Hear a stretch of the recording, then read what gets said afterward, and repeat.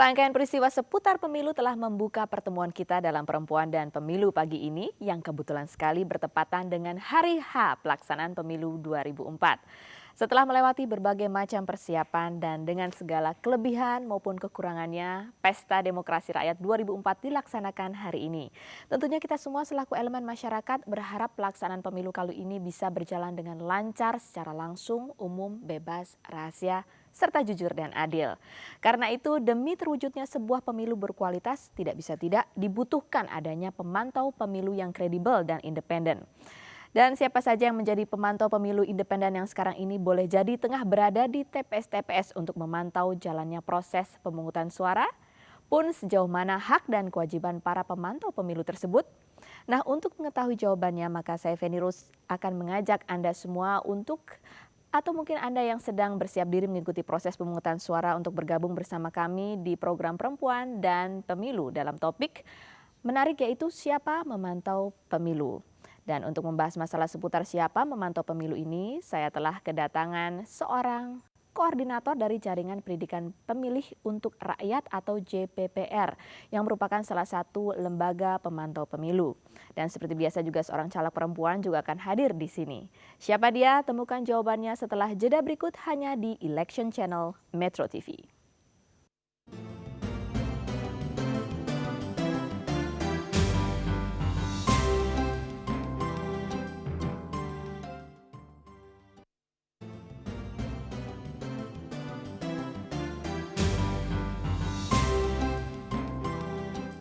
Lembaga pemantau pemilu menjadi salah satu aspek penting dalam pelaksanaan pemilu 2004 yang lebih demokratis dan tanpa kekerasan.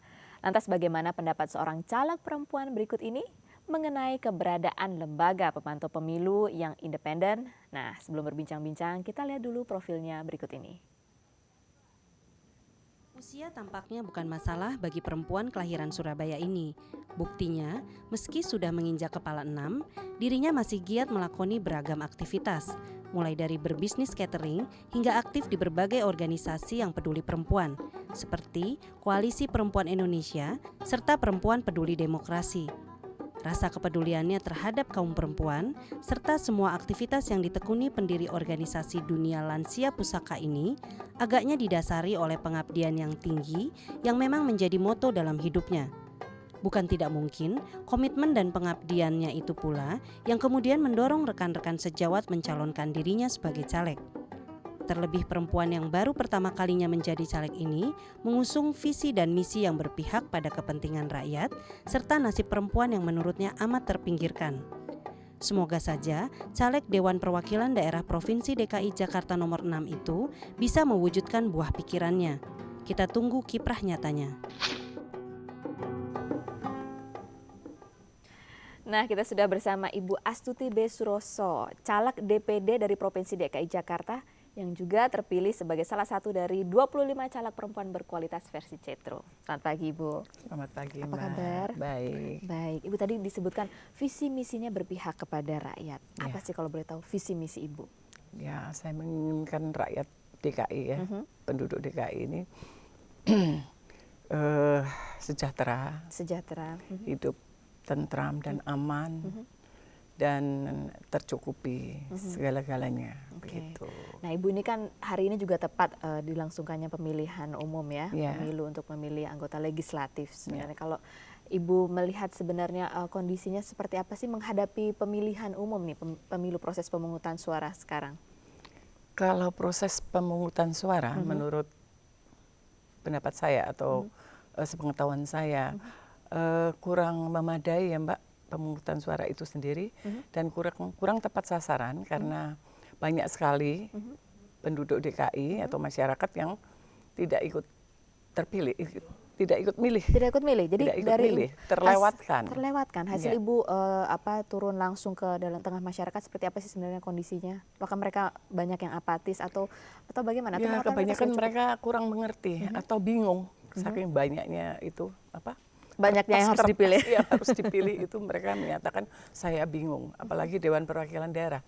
Mereka tidak tahu, pasti selalu menanyakan Dewan Perwakilan Daerah itu partainya apa sih? Oh, Nah, betul. begitu. Partainya apa nih yang harus saya coblos seperti itu ya? Jadi di bawah partai apa selalu menanyakan itu. Jadi itu saja sudah membuat bingung, apalagi untuk mengenali yang mana yang harus mereka pilih Iya, seperti itu ya. begitu. Nah, ini kan juga dalam mewujudkan tadi pemilu yang aman, lancar, demokratis dan juga tanpa kekerasan itu kan sangat dibutuhkan juga yang namanya pemantau pemilu, Iya. pemantau ya.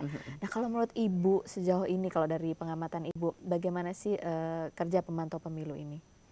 Ya, kerja pemantau pemilu sekarang ini sudah cukup bagus dan mereka juga kerja keras ya Mbak ya. Sehingga saya harapkan ini mudah-mudahan kerja pemantau pemilu itu betul-betul mewujudkan suasana pemilu nanti menjadi baik aman dan ya, tidak aman ada apa-apa gitu, ya. dan terlaksana dengan baik. Kalau menurut Ibu sendiri sebenarnya seberapa penting sih keberadaan lembaga pemantau pemilu? Oh, bagi saya terutama saya sebagai salah satu calon Dewan Perwakilan Daerah sangat penting karena DPD, calon Dewan Perwakilan Daerah itu tidak mempunyai saksi, Mbak.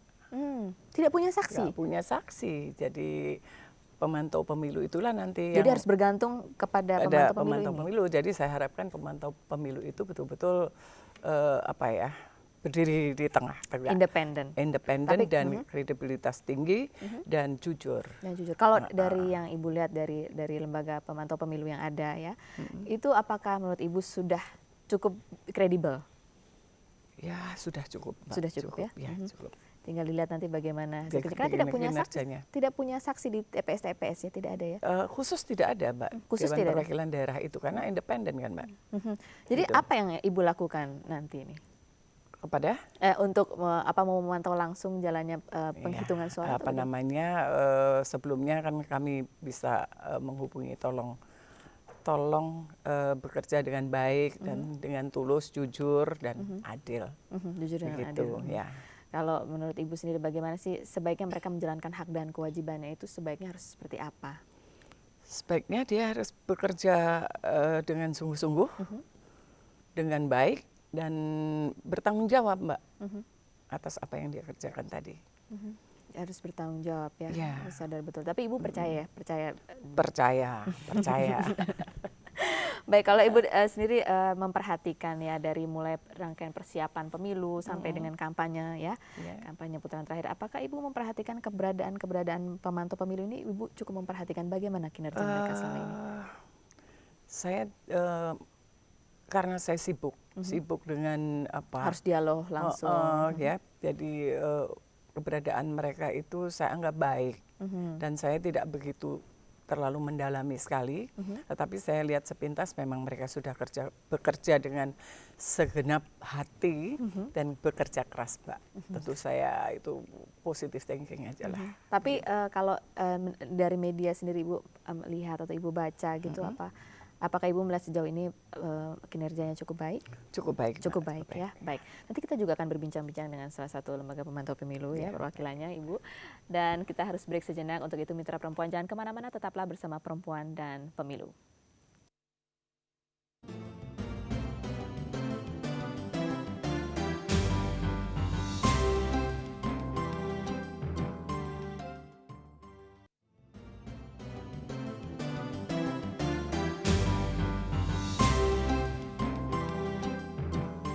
Anda masih bersama Perempuan dan Pemilu, dan setelah tadi kita mendengar penuturan dari seorang caleg, kini kita akan mendiskusikan topik pagi ini dengan Mas Gunawan Hidayat selaku Koordinator Indonesia pada Jaringan Pendidikan Pemilih untuk Rakyat.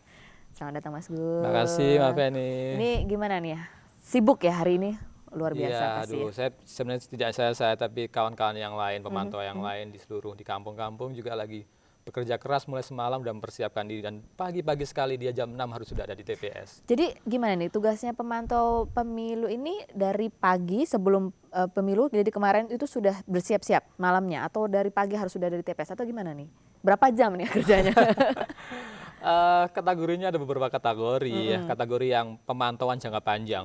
Sebelumnya bahkan 2-3 bulan sebelumnya berikut memantau, tapi itu tidak terlalu banyak orang. Tetapi pada pagi ini misalnya mereka sangat besar, misalnya BPR hampir 142.000. Mereka bekerja mulai jam 6 pagi sebelum TPS dibuka, mereka udah di sana. Harus datang duluan ya. Dan sampai nanti perhitungan suara kan mulainya mungkin jam 2 baru bisa mulai sampai selesai, itu bisa jam 8 malam, bisa jam 10 malam. Itu orangnya sama atau gantian gitu? Kan capek loh dari pagi sampai malam jam 8. Nanti nggak salah lihat gitu. Nggak, ya. Ya ada yang satu TPS dipantau 2 orang, tapi kalangan pemantau sudah mencoba berbagi. Tapi tiap lembaga pemantau biasanya mengirimkan paling tidak 1 orang tiap TPS, dan mereka memang harus menjaga stamina. Memang kadang-kadang nanti mungkin siang harus dikirim lagi bungkusan nasi karena dia nggak sempat keluar kan, harus memantau. Iya, kan. harus di situ terus ya. Mulai dari makan siang sampai makan malam juga di tempat itu. Jadi itu butuh konsentrasi tinggi juga ya. Tentu. Oke. Baik, dan sebenarnya konkretnya tugas, hak dan kewajibannya pemantau pemilu ini apa sih? Ya secara Kayak banyak banget nih. Banyak banget. Tapi yang paling sederhana, pemantau pemilu itu punya hak memperoleh akses di dalam TPS. Dia bisa mengkontrol apakah daftar pemilihnya sudah benar apa sesuai dengan pemilih yang terdaftar atau tidak, kemudian memastikan apakah semua kotak suara tersedia dengan baik atau biliknya di dalam bilik kan khawatir ada. Nah, itu harus mendapatkan pemantauan. Kalau kewajibannya tentu dia sangat terikat dengan peraturan-peraturan. Salah satu utamanya adalah mereka harus bisa mematuhi segala ketentuan di TPS. Misalnya tidak boleh mengganggu jalannya di TPS, dia nggak boleh berteriak-teriak misalnya atau tiba-tiba menginstruksi, itu bisa mengganggu jalannya di TPS. Dia hanya boleh melihat dan mencatat.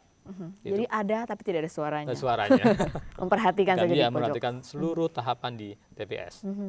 Itu kewajiban. Itu kewajiban utama. Yang lain misalnya dia secara pemantauan, dia tentu pemantau secara keseluruhan lembaganya. Dia akan nanti punya kewajiban melaporkan kepada lembaganya. Lembaganya ini mengumpulkan seluruh informasi yang diperoleh selama 1 hari penuh pemantauan itu. Dia koordinator itulah nanti akan melaporkan secara berjenjang di mana lembaga itu berada, lembaga pemantau berada. Dan pada akhir pemantauan secara keseluruhan pemilu ini mulai pendaftaran partai sampai perhitungan suara, dia nanti juga melaporkan pada hasilnya kepada KPU. Oh, nanti kepada KPU. Jadi nanti misalnya ada terjadi kejanggalan atau apa, hal itu KPU nanti yang menindaklanjuti. Secara keseluruhan, Bu, tapi ada yang lebih spesifik menyangkut pelanggaran misalnya. Kalau ada pelanggaran terjadi di TPS, misalnya ada petugas KPPS-nya yang ternyata menjadi partisan atau membela partai tertentu atau mencurangi kandidat tertentu, itu bisa dilaporkan kepada panitia pengawas setempat. Gitu. Jadi itu apakah tergolong kategori pidana pemilu, pelanggaran administrasi atau dan lain-lain harus dilaporkan. Langsung hari itu juga bisa paling lama dari kejadian itu 7 hari. 7 hari? 7 hari. Karena mereka harus mengumpulkan bukti, siapa saksinya, jam berapa, siapa yang menjadi korban dan sebagainya. Waduh. Harus dicatat, harus lengkap. Kalau nggak ditolak nanti. Iya ya, harus melengkapi. Kalau nggak nanti repot. Nanti dipikir ini membuat kisruh ya, karena betul-betul harus betul-betul lengkap dan harus karena itu menjadi bukti hukum, jadi harus betul-betul detail dan lengkap. Nah, ini kalau tidak salah disebutkan dalam Undang-Undang Nomor 12 tahun 2003 bahwa anggota pemantau pemilu itu lembaga-lembaga swadaya masyarakat serta badan hukum dalam dan luar negeri. Nah, kalau perorangan ini boleh nggak? Ya, ada 2 ketentuan. Mereka yang pemantau yang terakreditasi itu harus dapat KPU. Yang tidak akreditasi ya boleh-boleh saja, masyarakat siapapun boleh memantau pada dasarnya. Tapi ada ketentuan, kalau dia tidak terdaftar sebagai perseorangan, dia boleh memantau, dia catat aja, nanti kalau ada kecurangan dia laporkan kepada pemantau di situ atau langsung kepada Panwas. Boleh-boleh saja memantau, tetapi kalau dia terakreditasi, dia punya hak lebih daripada itu. Oh, jadi masyarakat umum pun boleh ikut memantau. Dan mestinya itu juga dilakukan supaya disitulah letak kualitas penyelenggaraan pemilu, di mana masyarakat terlibat memantau seluruh proses, dan itu sebenarnya kualitas dari pemilu itu ditentukan. Jadi kalau misalnya masyarakat ya di sini ingin langsung memantau, dia boleh ikut memantau, mungkin ikutan dari pagi sampai selesai. Kalau ada apa-apa dilaporkannya kepada pemantau yang ada. Langsung ke Panwas juga boleh. Langsung ke Panwas juga ada. Boleh. Tapi Panwas kan cuma terbatas, di setiap kecamatan cuma ada 3 loh Mbak Fen. Panwas. Iya, jadi kalau di Jadi suatu keliling-keliling gitu. dia keliling-keliling, tapi kalau kan nggak ada itu laporkan aja ke pemantau yang ada di tempat itu, misalnya ada JPPR di situ, laporkan pada JPPR biar nanti dia akan memproses, membantu mengumpulkan bukti supaya itu bisa di Nah, taunya yang mana pemantau, yang mana panwas itu ada apa? Name tag-nya, tandanya. Jadi pemantau itu mestinya harus punya ID card. ID card-nya ada ya? Karena KPU sudah menyediakan atau lembaga itu jadi menggandakan. Nah, dia akan memakai dan misalnya JPPR atau lembaga lain misalnya punya kaos, pakai topi, ya nanti ada tulisannya apakah situ ada Cetro atau ada Iya. JPPR dan Yang jelas sebagainya. bukan atribut partai lagi ya. Ya, nggak boleh karena dalam Nggak boleh partai ya. nggak boleh. Bersih semua hari Bersih semua hari itu. ini bersih.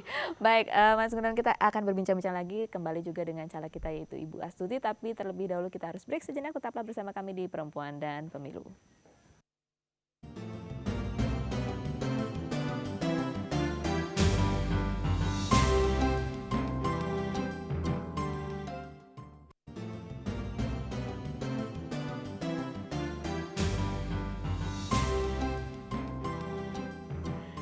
Siapa memantau pemilu? Itu adalah topik kita pada pagi hari ini dan masih ditemani oleh dua orang narasumber kita yaitu Ibu Astuti dan Mas Gunawan. Nah, sebelum kita melanjutkan perbincangan pagi ini, kita lihat dulu tayangan pendapat dari masyarakat mengenai keberadaan lembaga pemantau pemilu yang berikut ini. Salah satu aspek yang tidak bisa diabaikan dalam penyelenggaraan pemilu 2004 adalah adanya lembaga pemantau pemilu. Pasalnya, keberadaan lembaga yang meliputi LSM, badan hukum serta perwakilan pemerintah dalam dan luar negeri itu secara legal memang memiliki peran dan fungsi sebagai pengamat atas adanya kejanggalan ataupun pelanggaran selama pemilu berlangsung. Sehingga, lembaga pemantau yang dijamin Undang-Undang Nomor 12 Tahun 2003 itu diharapkan bisa membantu terwujudnya pemilu yang berkualitas dan demokratis. Lantas, bagaimana pendapat masyarakat akan keberadaan dan tugas lembaga pemantau pemilu tersebut?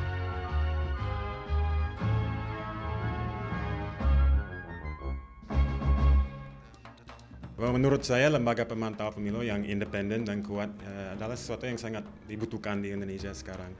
Karena masih banyak orang yang masih belum tahu tentang proses demokrasi atau bagaimana memilih partai yang benar atau untuk mengerti proses pemilihan yang agak rumit sebetulnya. Tahun ini beda dengan tahun 99. Jelas perlu sekali ya. Pertama, seperti sering kita dengar dari hasil uji coba atau simulasi pemilu, itu masih banyak tingkat kesalahan si pemilih. Ini perlu dipantau karena hal-hal seperti itu bisa melahirkan peluang juga untuk penyalahgunaan. Ya pasti perlu ya, karena itu kan untuk akuntabilitas kepada publik ya, itu yang jelas sekali gitu loh. Dan bukan hanya karena pemilu saat ini berbeda penyelenggaraannya, tapi setiap saat apa yang dilakukan oleh negara ini kan harus dipertanggungjawabkan secara luas kepada publik. Pemilu ini kan bagaimanapun ajang pertarungan kepentingan, ya kan.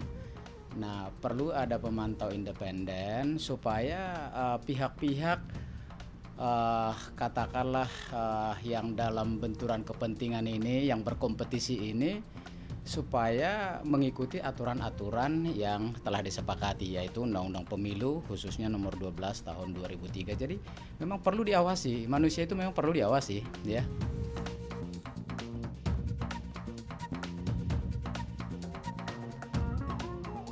Nah, tentunya pemantau pemilu juga harus orang-orang yang terlatih, nggak bisa kita tolong pantau ya tanpa tahu apa yang harus diambil atau bagaimana caranya memantau begitu. Orangnya harus tahu persis bagaimana proses pemilihan pada hari H-nya, jadi peraturannya gimana supaya mereka bisa mengawasi proses itu dan melaporkan kepada pemerintah, kepada media massa, apakah ini ada kecurangan atau enggak, atau prosesnya jalan dengan lancar. Kalau mereka independen dan mereka punya mandat dari undang-undang, seharusnya mereka nggak akan mengalami tekanan dari mana-mana ya. Jadi kalau misalnya kita punya undang-undang, ya harusnya undang-undang itu merupakan mandat dari negara ini, dari masyarakat sebagai satu kontrak sosial gitu ya. Yang sudah mendapatkan akreditasi ya pemantau pemilu yang independen ini harusnya mereka itu bebas melakukan tugasnya, melakukan pengamatan. Ya kita harapkan jangan ada pihak manapun yang mencoba mengintimidasi sehingga dia tidak menghasilkan suatu laporan yang objektif. Nah, tetapi kan secara aturan semua kita punya, tetapi di lapangan kan sering ceritanya lain. Nah, tim advokasi ini yang kita harapkan ya membantu, memberikan bantuan hukum, advis hukum kalau terjadi katakanlah suatu masalah-masalah hukum di dalam perjalanan pelaksanaan aturan ini.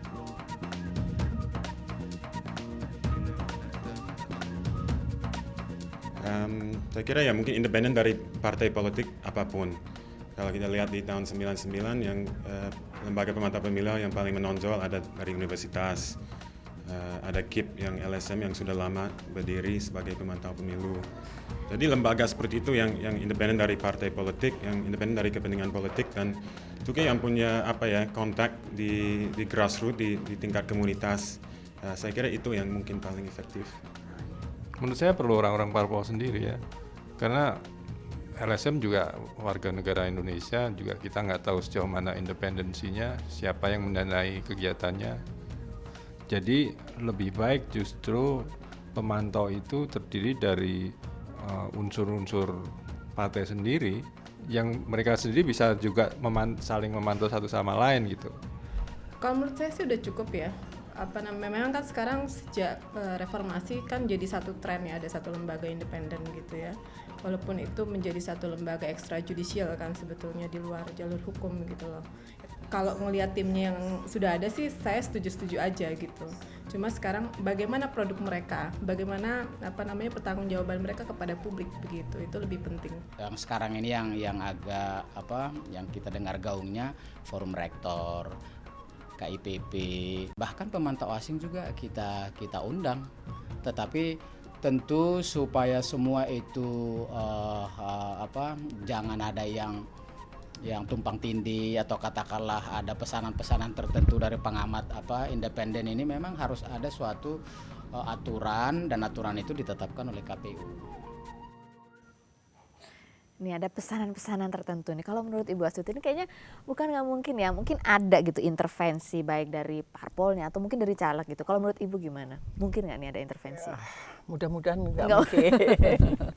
Saya mengharapkan jangan ada intervensi seperti itu dari parpol maupun dari caleg-caleg karena kami sangat percaya pada. Percaya ya? Ya. Percaya betul. Nah, nih Mas Gunawan nih, ada nggak sih sebenarnya intervensi dari parpol selama ini mungkin yang mulai agak pesanan-pesanan khusus atau seperti itu tuh ada nggak, dihadapi nggak? Itu sangat tergantung pada daerah. Semakin daerah itu plural, semakin daerah itu beragam, maka independensi akan semakin berkurang. Tetapi semakin homogen, semakin kuat kedudukan partai itu akan semakin kuat independensinya. Jadi itu akan sangat kelihatan dalam dua hal. Ini secara langsung dan secara psikologis. Yang susah kan psikologis, misalnya kalau ada kecurangan awas kalau dilaporin ya gitu loh. Oh iya, karena mereka itu. tinggal di tempat itu dan sebagian besar masyarakat itu pendukung berat partai itu. Maka kalau ada kecurangan dia nggak akan berani karena secara psikologis dia tinggal di situ dan itu yang berat sekali ditantangi. Apalagi tadi ya 7 hari waktunya mengumpulkan bukti. Nah 7 hari diteror terus repot juga. Baik Mas Gun, Tuti kita akan berbincang-bincang lagi dan kita akan membacakan ada pertanyaan-pertanyaan melalui email. Tapi kita harus break sejenak, jangan kemana-mana. Mitra Perempuan tetaplah bersama kami di Metro TV.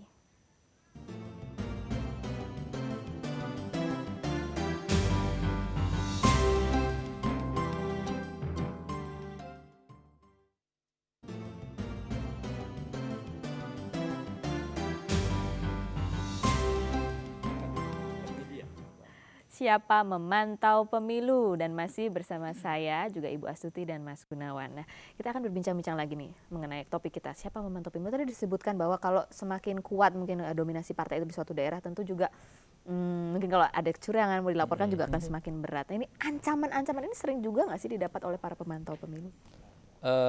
Beragam, tapi secara umum tidak terlalu besar.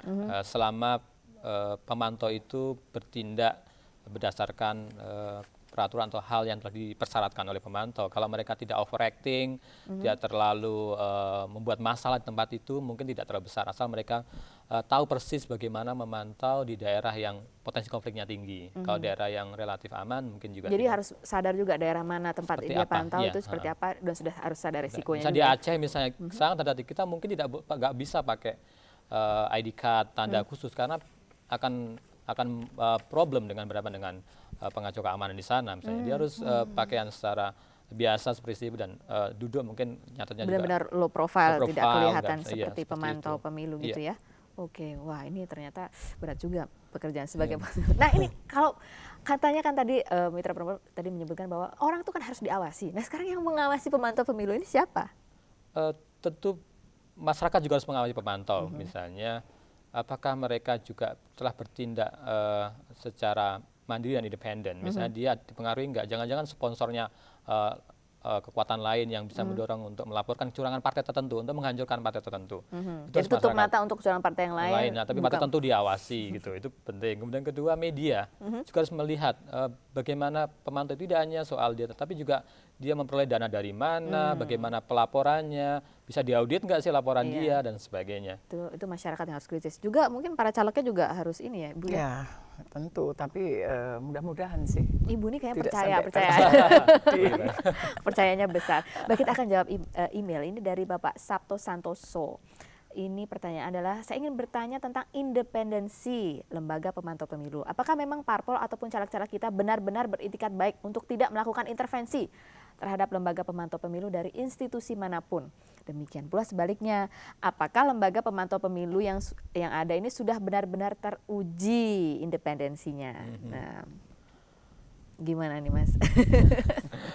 Independensi tadi disebutkan bahwa siapa ini yang memberikan dana siapa, apakah ada sponsor-sponsor tertentu. Ini kalau dari Mas sendiri nih, jujur aja nih, dilihat dari pemantau-pemantau yang ada yang lainnya, apakah mereka semua betul-betul sudah bisa teruji ke apa ya istilahnya independennya? Pada itu harus ada faktual. Dia bisa saja ngomong di media dia independen, tapi di lapangan ternyata tidak. Dan itu harus ada pembuktian di lapangan, akan kelihatan sekali.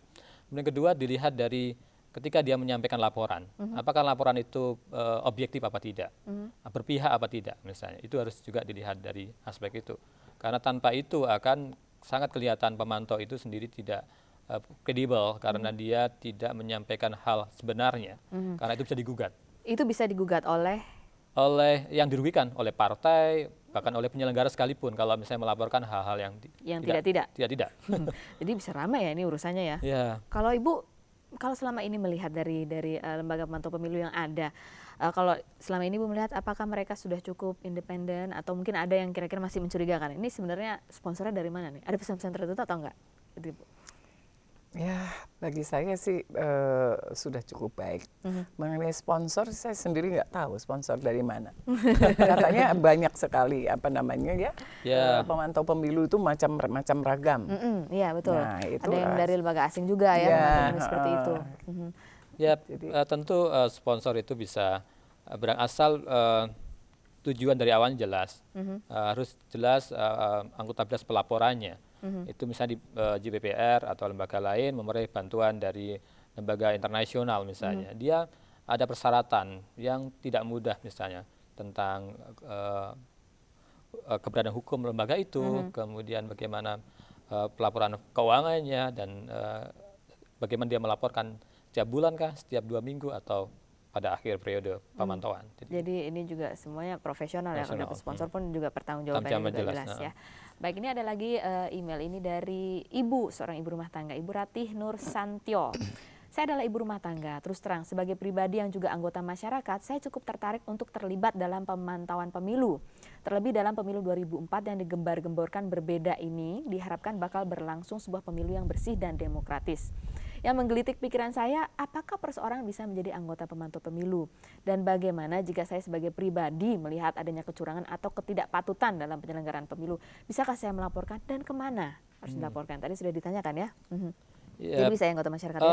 Ya, tadi secara perseorangan mungkin kalau dia belum terdaftar sebagai pemantau resmi yang terakreditasi, dia menjadi pemantau dari masyarakat yang tidak ada akreditasi. Panwaslu juga sudah membuat MOU dengan Panwas. Masyarakat silakan melaporkan kecurangannya kepada Panwas secara langsung dan Panwas. itu bisa dan atau kepada pemantau. Kalau tadi pertanyaannya bagaimana saya menjadi pemantau pemilu Iya. bisa nanti mungkin sekarang belum secara Mungkin 5 formal. tahun lagi. Nanti presiden dia bisa. Oh, presiden juga bisa? Masih bisa ya? Akan karena 2 kali akreditasi untuk pemantauan legislatif sekarang ini pagi ini dan untuk yang tanggal 5. Jadi ada 2 nanti kita juga akan merekrut pada tanggal 5 untuk pemantau dari Untuk masyarakat. pemilihan presiden, tahap 1 dan nanti kalau Kedua atau ada kedua, tahap kalau 2 ada. juga. Jadi masih boleh, itu gimana caranya, kemana kita harus mendaftarkan diri? Bisa diinformasikan misalnya dia kalau ada di tetangga yang pernah menjadi pemantau bisa tanyakan kepada mereka. Kalau enggak dia bisa wakil kami atau pemantau di tingkat kabupaten. Misalnya mereka akan ada di brosur atau apa di dekat tempat tinggal mereka atau di media massa akan ada menghubungi Ada. siapa. Itu yang dipilih yang boleh akhirnya menjadi pemantau perorangan gitu sebenarnya. Itu yang apa, ada kriterianya pasti kan? Yang pertama dia bukan menjadi pendukung atau anggota partai politik. Itu gimana cara membuktikannya? Otomatis Susah tuh. ya susah, tapi ya paling nggak kelihatan karena itu akan kelihatan di masyarakat. Kemudian kedua dia tidak memihak, bisa mandiri dan dia tentu punya kredibilitas yang baik, bukan orang jahat, punya latar belakang yang buruk dan tentu karena dia adalah merupakan tangan panjang dari masyarakat untuk menyampaikan hal-hal yang terjadi selama proses pemilu. Jadi kredibilitas orang itu menjadi penting sekali. Iya, jadi dicek dari sekitar lingkungannya Itu. itu ya. Nah, kalau Ibu Astuti sendiri ini kan juga penting ya bagi caleg dari DPD maupun juga dari parpol untuk juga turut mengawasi apakah ini berjalan juga sudah cukup dengan sesuai prosedur dan lancar dan tidak ada kecurangan. Nah, kalau dari Ibu sendiri, apakah Ibu memang betul-betul hanya percaya kepada lembaga pengawas pemilu yang sudah ada atau Ibu ada juga orang-orang yang mungkin kemudian disebar di beberapa tempat untuk mengawasi pemilu ini? Memang ada Mbak, ada beberapa ya, antara lain juga para pendukung, para pendukung. saya juga ikut membantu memantau. Nah, ini bagaimana mengedukasi para pendukung ini untuk bisa memantau, kan tadi kan harus tahu juga ya prosesnya seperti apa, terus apa sih yang perlu diperhatikan seperti itu tuh, apakah diberi edukasi juga atau bagaimana? Dipilih orang-orang itu yang seperti apa? Mereka yang aktif ya, selalu aktif di dalam keorganisasian, kemudian aktif di dalam isu pemilu sekarang ini, kemudian mereka memantau penghitungan biasanya. Penghitungan Iya, penghitungan suara nanti. Jadi saya menitipkan diri saya begitu karena itu ada berapa orang yang kemudian direkrut itu kira-kira untuk berapa TPS? Ya sebanyak-banyaknya. Sebanyak-banyaknya. Ya, saya hanya sekedar menitipkan, tolonglah nanti di dalam penghitungan diawasi, dilihat dengan benar, begitu saja. Kemudian kalau ada apa-apa ya lapor. Nanti Ibu kalau ada apa-apa kumpulkan bukti, lapor juga ke KPU. Ya tentu pasti.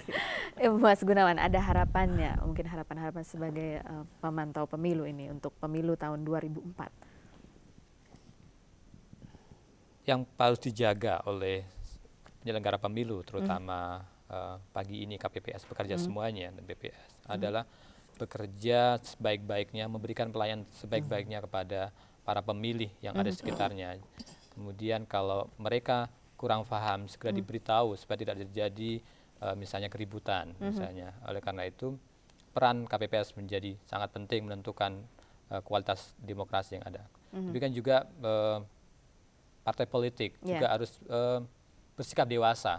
Kalau misalnya pagi harus ini siap hasilnya juga untuk siap menerima menang dan siap kekalahan. kalah. Itu penting dan masyarakat juga menghargai apapun hasil ini dengan jiwa besar. Mereka harus memahami. Iya, kita ini mau seperti apa bangsa ini juga tergantung kepada kita sendiri. Sayang waktunya sudah habis, Ibu Astuti, terima kasih banyak atas kehadirannya. Sukses untuk Anda, semoga berhasil. Terima kasih. Detik-detik menuju penghitungan suara. Mas Gunawan, terima kasih. Mendebar. Selamat bertugas. Terima kasih. Dan mitra perempuan, demikianlah perbincangan kita pada pagi hari ini. Tapi setelah ini jangan kemana-mana karena Perempuan dan Pemilu masih akan segera kembali.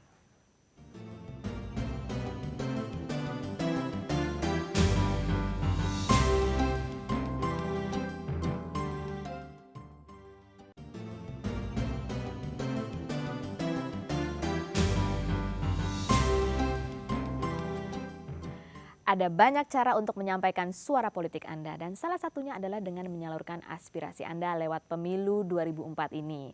Nah, bagi Anda yang mungkin masih di rumah dan baru bersiap-siap, masih menimbang-nimbang milih atau enggak ya, dan bersiap untuk menuju tempat pemungutan suara, sekali lagi kami akan membantu menjelaskan bagaimana tata cara pemungutan suara 2004 lewat tayangan yang satu ini.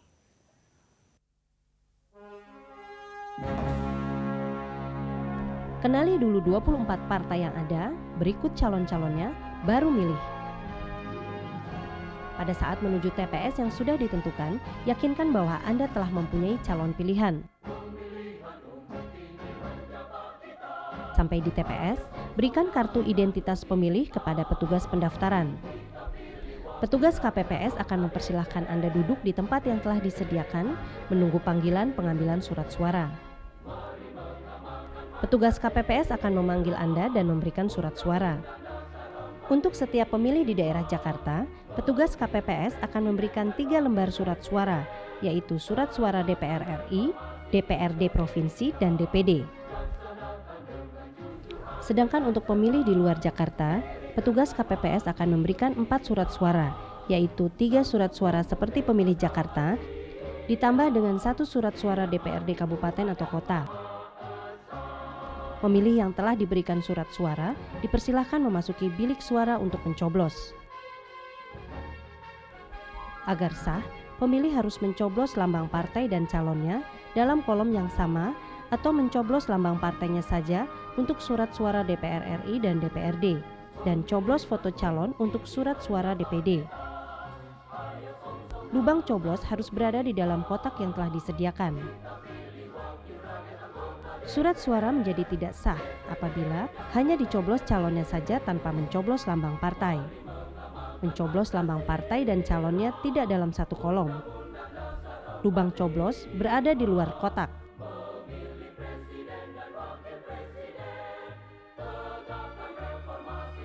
Masukkan surat suara yang telah dilipat kembali ke dalam masing-masing kotak suara yang telah disediakan. Sebelum keluar TPS, Anda diminta membubuhkan sidik jari ke dalam laporan petugas KPPS, pertanda Anda telah menyelesaikan prosesi pemberian suara.